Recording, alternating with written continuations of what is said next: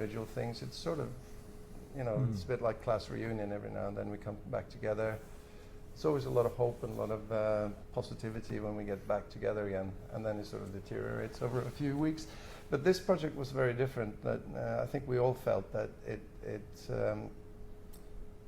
brought to light a bond between us, like an instinctual feeling of what our sort of musically our core values. It sort of made it very clear to us that there are more things tying us together than pulling us apart, and that was quite healthy. I mean, but also, music is not the only thing that matters to us in life, and when we're in a it demands a lot of your time. So splitting up opens the horizon up for all of us to do other things, to commit to other things properly, and that's also important. And it's also good for the band if that would be your only interest. It benefits the band in the long run. I mean, you say you didn't go into it to become pop stars, but at one point you were. Did you not like that experience? It had its fantastic sides, and then it has sides to it that some people enjoy and some less than others. But I think for us, we were never really comfortable in that sort of poster boy world. So we fought that for a while, but at the end of the day, it put us where we are today. It gave us the opportunity to play to masses of people 30 years down the line, and it gave us a lot of great compliments from colleagues of different ages. I mean, it's just what happened, and we've sort of found our way through it, and we're a different band today. We're seen differently today. We make different music today, so it's all good. But fame back then, the way it was, the pop stardom period, that was intense for a few years.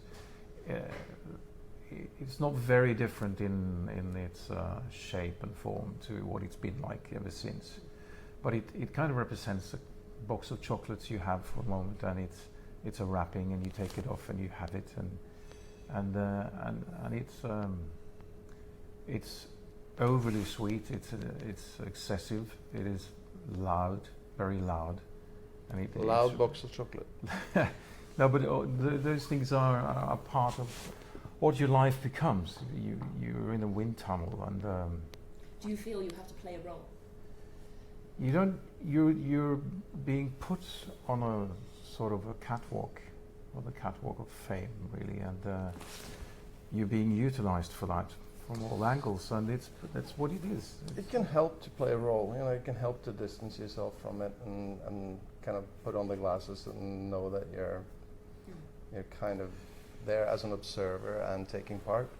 But ultimately, going back in the studio and making something meaningful happen is what makes the day a happy one. It's also why we are here after 30 odd years. We have been here. That's not because of fame in the 80s for a certain while of that particular type of fame. That's in what we're actually doing. But it is part of it, and it's something it's a fascinating perspective to have on us people, what we are like, to be in a seat of fame and just observe the world from that perspective. It's kind of interesting. I wonder what advice you would give then to those who are poster boys today.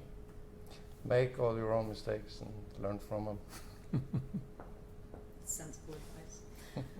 I want to move on to politics, if you don't mind. The Norwegian elections last week. How did you feel about the results? Isn't that a private matter? Norway is it's a global matter. Norway is a small, very privileged country that is thankfully politically very geared towards the center still.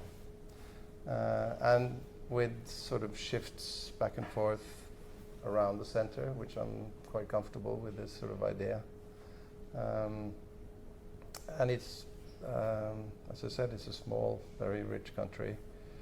But we suffer all the same issues, maybe to a lesser degree, of polarization, of politicians bad mouthing it and do our